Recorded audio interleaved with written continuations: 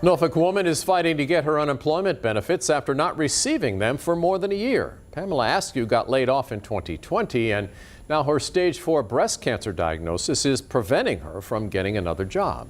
She reached out to 13 News Now after seeing how we tackled dozens of problems people had with the Virginia Employment Commission, and Spiracco got to the bottom of the case. Right. Pamela Askew has become too familiar with the constant phone calls to the Virginia Unemployment Commission. I've been calling for 2.5 years. After she lost her job in 2020, Askew says she filed for unemployment until she randomly stopped receiving her weekly benefits in July 2021. I couldn't get through on the phone, so I had to wait.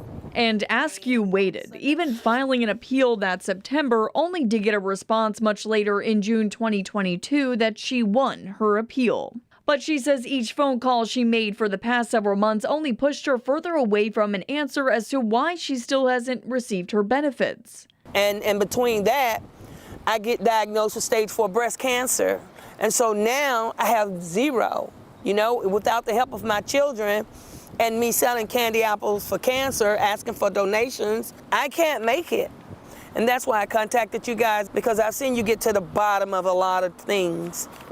So we looked into Askew's case with the Virginia Employment Commission, and it only took 24 hours for staff members to call Askew Friday afternoon. Askew says they told her the computer system didn't read her case correctly and they should get a majority of her benefits sent to her in less than a week. Now Askew says this is one less burden she has to carry. I think I'll be okay, In Norfolk, my future, God is good. I'm Ann Spiracco for 13 News Now.